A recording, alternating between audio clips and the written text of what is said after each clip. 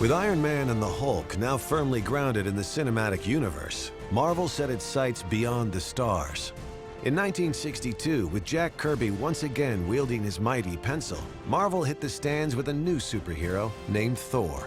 Thor, though, wasn't entirely original. As a god of thunder, his origin could be traced back to the days of Vikings and Norse mythology. We had done almost every type of hero, and I was thinking, what could we do that's different? And as far as I knew, there was no god who was a superhero taken from legend. So I thought to myself, it would be fun to do a Norse god. And I love adjectives, so I called the thing the Mighty Thor. That was the name of the book. And luckily, it caught on. Throughout the years, Marvel artists and writers like Walt Simonson and J. Michael Straczynski expanded on Stan Lee's original vision of the legendary god. When I began doing the book and began thinking about the Vikings and trying to do more mythological stuff and maybe more Viking stuff without trying to copy the myths exactly. Walt Simonson's a very unique artist. He very much transformed the way that people looked at Thor, but more importantly, Asgardians, their armor, and the technology.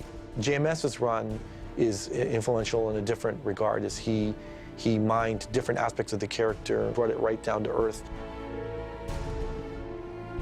There was a time in Greek mythology and Roman mythology when you would have the gods and the humans walking side by side. You can interact with them. They were part of our everyday lives. So the idea of rooting him in New Mexico and rooting him in the earth seemed like a natural thing to do to sort of ground the character. To create the world of Thor, both on planet Earth and above, Marvel needed a director that could mold these two fantastical stories together. Aside from casting, the thing that Marvel does best is they pick the right directors for their projects. For Thor, Marvel decided on Kenneth Branagh. Like Favreau, Branagh enjoyed a successful career as an actor before becoming a highly regarded director, helming celluloid versions of Shakespeare's Much Ado About Nothing and Hamlet.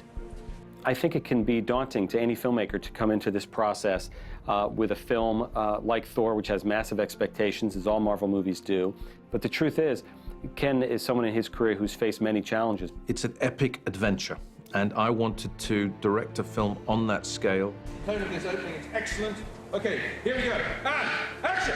Ken was the only one who came in with a real vision. He was just electrifying when he talked about how big and the sprawling nature, and how when he was a kid, this was the only American comic book he read and he loved.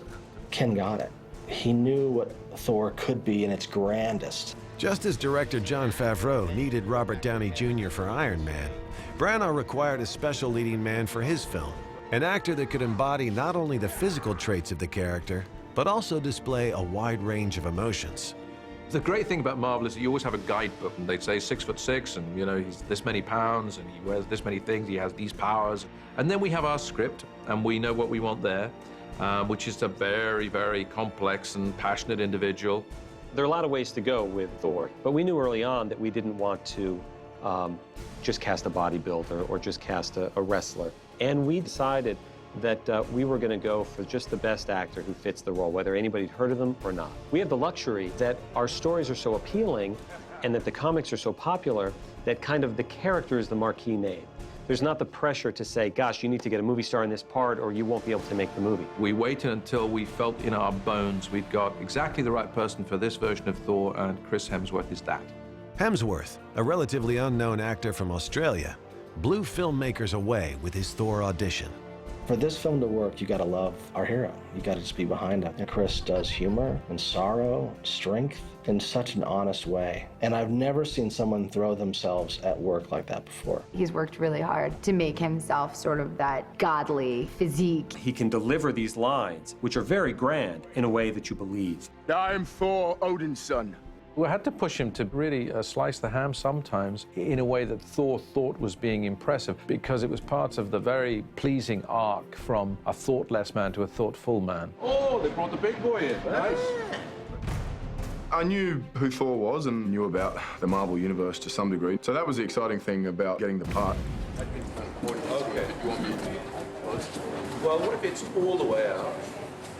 And lower as well. Just try lower.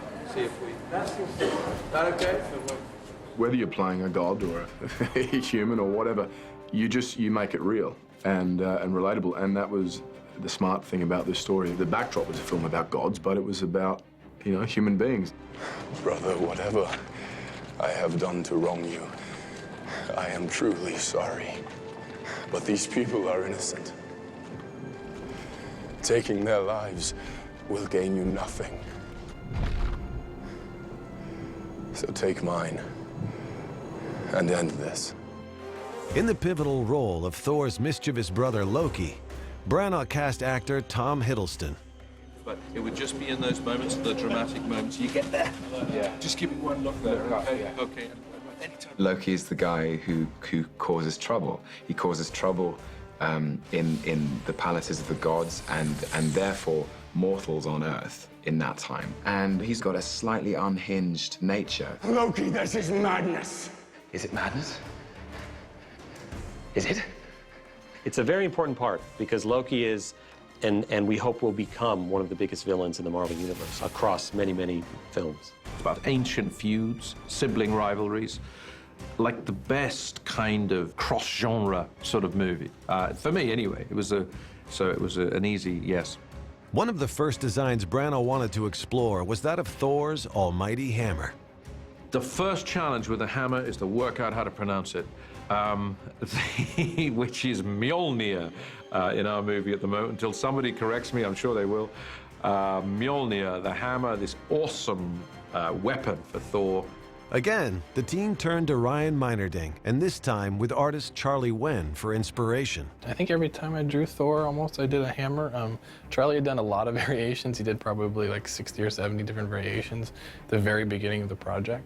I still like the wrapping, yes, because it's very Norse. Yeah. They paid a lot of attention to paying homage to that Viking era, which is, you know, all the Norse mythology that Thor is based on. There is significance to everything we've done on the hammer. There are runes on the top of the hammer. Sort of went back and forth and decided what needed to be on this hammer because there's a lore involved that you don't sway from in certain areas, and this is one of them. Whosoever holds this hammer, if he be worthy, shall possess the power of Thor. Norse mythology is definitely in there, but at the same time, it goes back to Kirby. So trying to fit those together, I think that's kind of where we started. I think that's also where Ken was like, you know, he does want to get Kirby in there and not completely lose the Norse element. It's Excalibur, you know, it's the sword in the stone. It has to have that power. When we see it, boy, you're going to know it.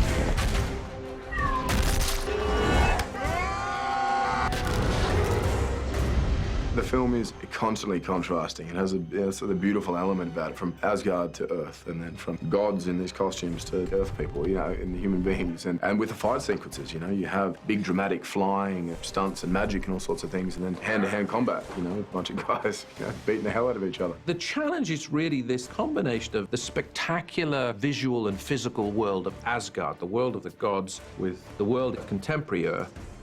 Bo Welch, a production designer, did an amazing job. He had a wonderful sense of unique vision, but his source material was always present. He just pushed it to its height, and that's what Asgard was going to need, and Jotunheim, and even Earth. The challenge was other worlds, multiple dimensions. When you sit down and study all the various runs of the comics, they're wildly different from one run to the next, so your visual cues are all over the place. I've got 1 foot in Jack Kirby land, who generated, I think, the iconic imagery of Thor. I've got 1 foot in Norse mythology, and I've got 1 foot in beautiful, perfect, modern, Zen-like architecture, so that there's room for these elaborate characters and costumes to breathe. This film didn't have a whole lot of green screen. They built these incredible, huge sets. I came here and walked around the sets, and I thought, well, that's it. I don't have to do much. I just show up and put on the armor and let it happen. I walked into that set and I thought, this costume with these horns and the spear in this throne, in this room, you've got your shot. You can bring your urgent matter to me. Your king. There's a lot of restraint in Asgard.